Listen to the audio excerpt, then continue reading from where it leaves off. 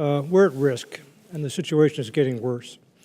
I came back to the Pentagon in 2010 after being away for about 15 years. And the intelligence estimates when I left in 1994 were that China was really not much of a problem for us, but in 10 or 15 years they possibly could be, based on their economic rate of growth at that time.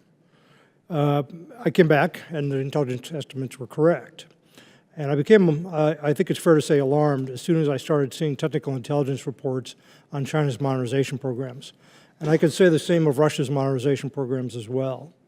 We came out of the Cold War with a very dominant military.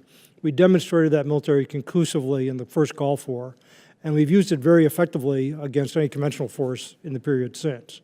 Since 2001, we've been involved in counterinsurgency and counterterrorism campaigns, which are a very different kind of threat. No one observed more carefully the dominance that we demonstrated in 1991 than the Chinese. And we demonstrated what Bob Work calls the second offset strategy, which is the capability of precision munitions in particular, but also stealth, networked forces, and wide area surveillance, as technologies which in an integrated fashion gave a very dominant capability to our forces. People have had a long time. That was a long time ago. People have had quite a bit of time to think about and to do things about how to defeat that force. And what I'm seeing in foreign modernizations, again, particularly China's, is a suite of capabilities that are intended, clearly to me at least, to defeat the American way of doing power projection, American way of warfare, when we fight in an expeditionary manner far from the United States.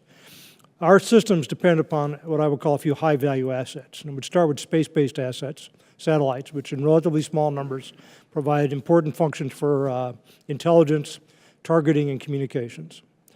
And I would include aircraft carriers, which are the basis for our naval power projection, which we have a small number, and airfields, which are the basis by which the Air Force is able to project power using mostly fighter aircraft.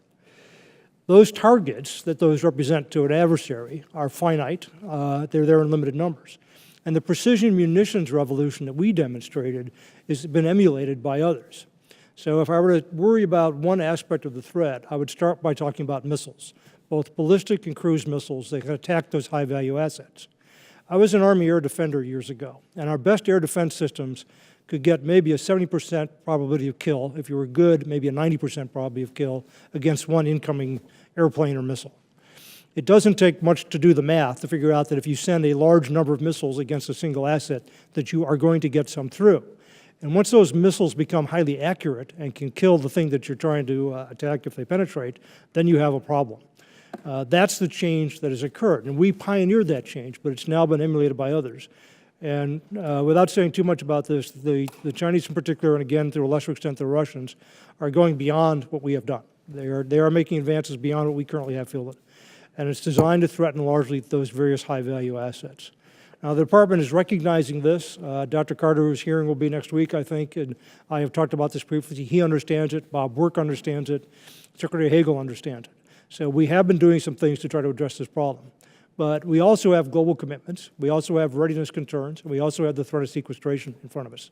So this is a serious problem for the country. And I gave a testimony here last year where I talked about the U.S. being challenged at an unprecedented rate. It's not just missiles. It's other things such as electronic warfare capabilities. It's anti-satellite capabilities, a spectrum of things to defeat our space systems. It's a number of things which I think are being developed very consciously to defeat the American way of projecting power. And we need to respond to that.